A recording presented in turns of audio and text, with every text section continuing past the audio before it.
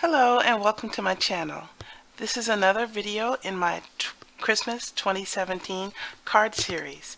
This card will feature some die cutting, some glitter work, and I want to show you how to do some inlaid die cutting.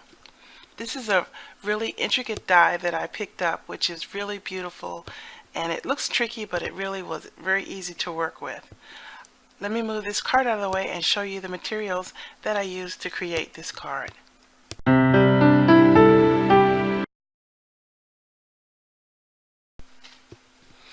And the inks, I'm going to be using Versafine Onyx Black, Memento Gray Flannel, and Memento Danube Blue.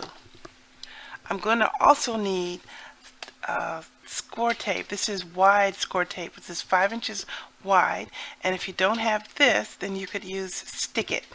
And if you don't have stick it, if you don't have that, then you could try using a tape runner, but I would suggest you just do not try this card without one of these two things. The results, you won't be satisfied with them. The stamps and dies I'm using today is the Happiest of Holidays by Stampin' Up. Sorry for the glare. And also sorry for my voice. This is really early in the morning when I'm making this video, and I'm still trying to wake my throat up. Excuse me. I'm using this Christmas Deer die cut, which I got from Amazon, no company associated with it.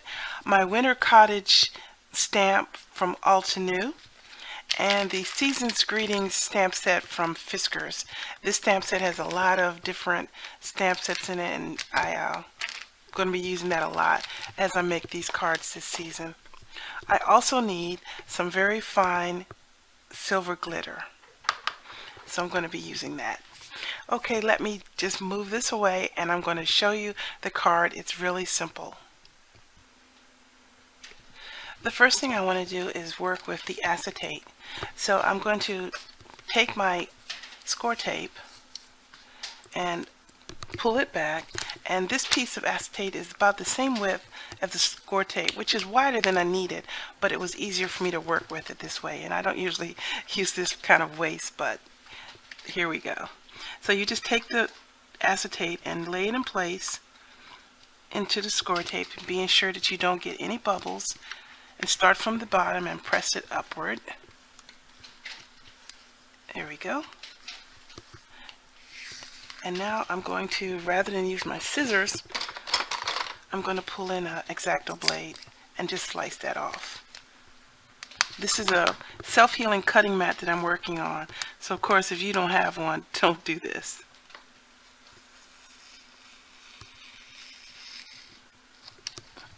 There we go.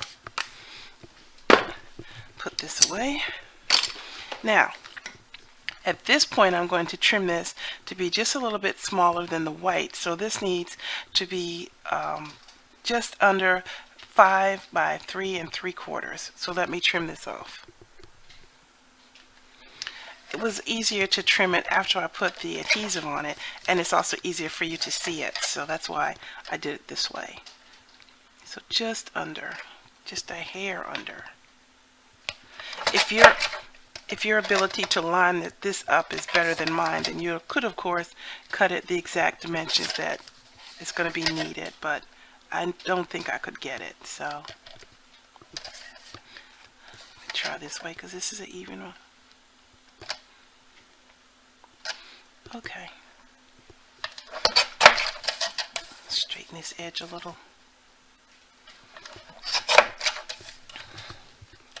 All right. Now this is a pretty wide piece of acetate, so I could save this if I wanted to do a little bit of acetate on something. So this I'm going to save, but this is too small, so I'm going to throw this away. Of course, you could throw it all away if you chose to. Alright, now I'm going to bring in my big shot and do the die cutting. Usually I do the die cutting off camera, but I wanted to show you this step. So for this intricate die, I'm going to be using my magnetic platform. The magnetic platform, this is stole by Stampin' Up, and it allows you to work with the wafer thin dies and the thinlets by using magnetism to hold it in place. Because if you're using dies, you have to do something to make it not move while you're running to the platform. So I'll just show you real quickly that it sticks in place and it does not move. So this is really a useful thing to have. I believe, as you can see how strong that magnet is, I believe this was like $25 at the time I bought it. I don't know how much it is now. But you use this. And because this is an intricate die with very intricate pieces in it, I'm also going to be using my precision base plate. Now this is a metal adapter that you can use with this, and it sticks to it also, but you have to do it this way, because I don't know if you can see, but when I first used it, I put this in upside down, and you can see the word happy has been forever cut into it. So this just, it sticks right on top of this, just like this, and it's really a strong magnetic bond. So then you put your paper on and your die cut, so make sure I'm putting it on correctly. And I want it to be on this side of the paper. Okay, just line it up, and you only need one cutting plate for this when you're using this precision base plate. If you're just using a magnetic platform, you still will need two. And this is a really well-loved base plate, but it still works. So here we go.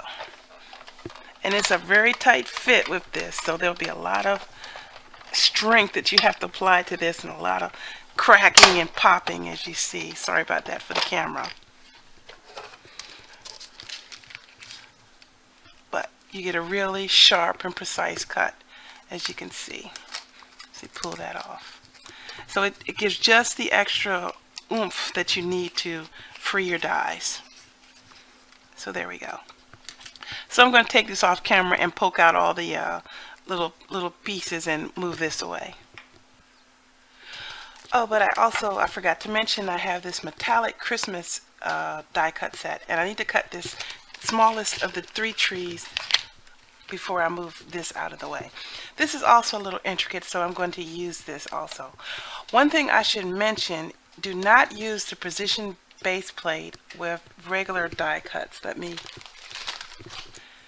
Regular die cuts and framelits like this, because it'll cause them to warp, because this adds a lot of pressure. But this is going to be okay because it has a lot of intricate pieces. So as before, which I've showed many times by now, I'm going to use the gray mat to get this tree, but I'm just going to put it in the center part so that it doesn't impact the outside, in one base plate, and run it through.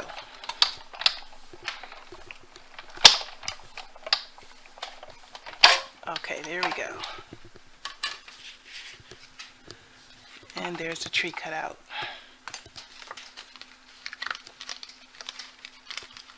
And it just pops right out with no issue at all. Oop, there we go. Now let me move this out of the way. And you just take a pokey tool and poke out all the little intricate pieces of paper, and this frees this die. Clear this out of the way real quick.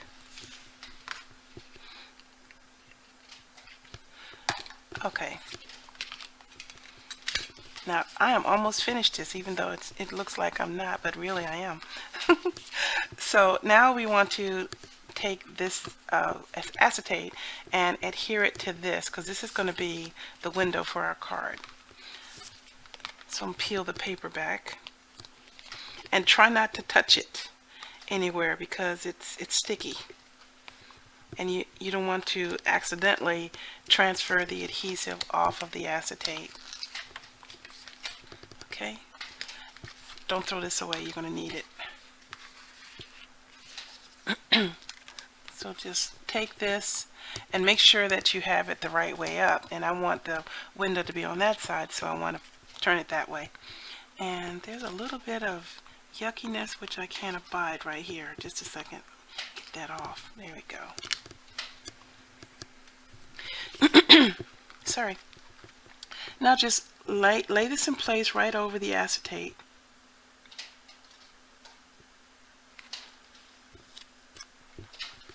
And give it a little press around the edges. There you go. Now you take this and carefully line it right back in the opening that was cut out.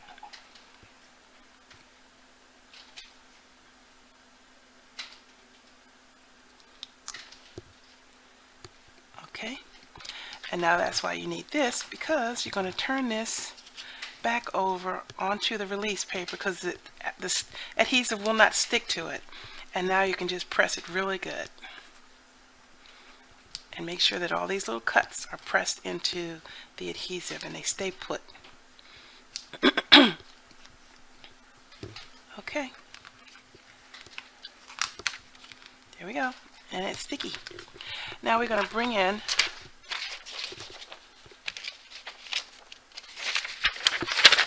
a piece of paper because you don't want to make a mess at this point. And we're going to take the gray flannel and go right over the top of this die cut. Just take the pad and press it right on it. And this will add the darker color, and you see the intricate part will stick right out now. This looks a lot darker than it is. It will dry lighter than this. So let's set that aside for a moment. And now bring in the glitter. And this is the messy fun part. And just drop it right over the adhesive here.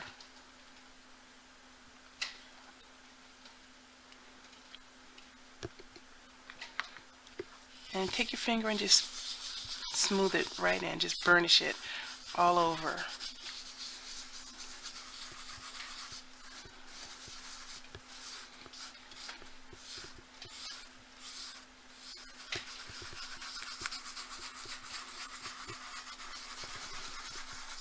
You want to be sure that you get it in all the little areas, and it doesn't take long, as you see, and it really adds a unique and beautiful effect to this card. Okay, and I think I have it. I'm going to knock off the extra. Good. Now I have this Swiffer tool, which I use specifically for glitter, and it just knocks all of the extra right off. It works great. And I also use this for cleaning up my work surface. There we go. Done. Okay, let me clear this part away real quick. The rest of the card will go together very quickly, so I'm just going to put the card together and play my brother's music. Enjoy.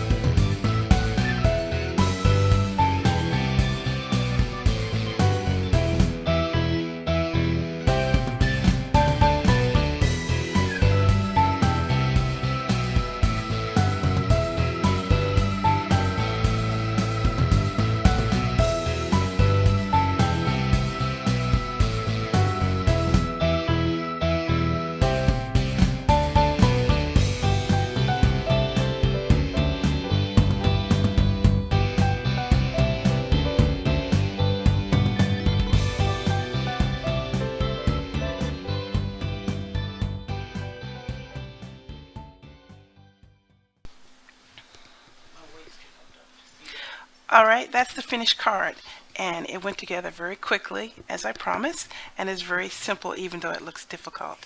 I didn't mention it before, but I decided to add a couple of rhinestones to the front, and I also want to take my shimmer pen and put a little shimmer on the end of the trees to make it appear like it is snow. It's going to be fighting with the shimmer on the intricate die cut, but I think it'll still add a nice touch. Okay, So that's my finished card.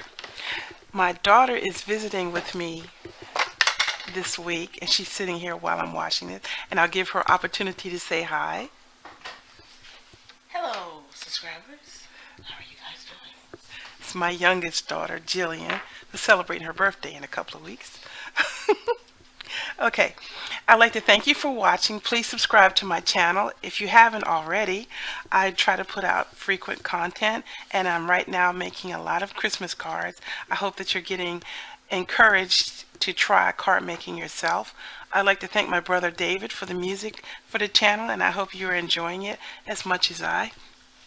Thanks for watching, everyone, and take care.